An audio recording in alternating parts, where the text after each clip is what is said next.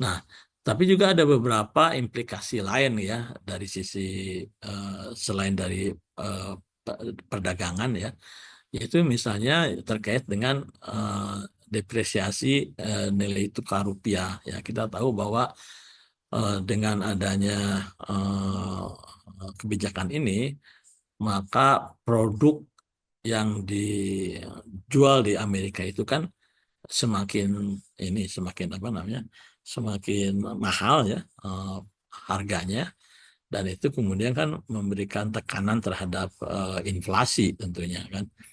Eh, dan kalau misalnya inflasinya itu meningkat di Amerika, maka kemudian kan kebijakan The Fed itu biasanya menghentikan atau mengontrol inflasi itu adalah dengan eh, menaikkan tingkat suku bunganya, ya kan.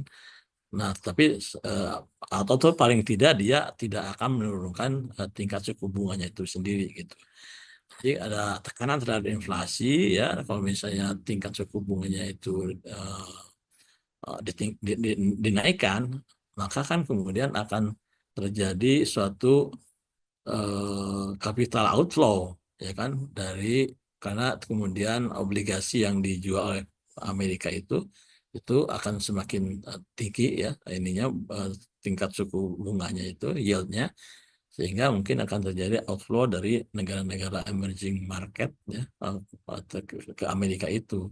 Nah, ini yang kemudian saya kira menyebabkan terjadinya depresiasi lebih lanjut daripada nilai tukar rupiah kita gitu. Walaupun ya, dan atau mungkin untungnya kan sekarang ini kita masih libur sehingga kita belum mengetahui secara persis setelah adanya kebijakan ini dalam short term itu gimana dampaknya terhadap nilai tukar rupiah itu, walaupun kemarin kita mengetahui Bali gitu ya.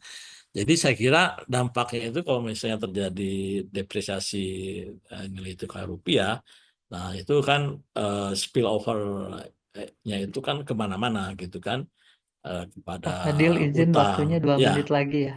baik ini juga sebenarnya utang kepada fiskal kita dan seterusnya itu. Jadi saya kira selain dampak perdagangan, tapi juga dampak terhadap depresiasi nilai tukar rupiah dan yang lainnya itu juga perlu kita antisipasi begitu ya.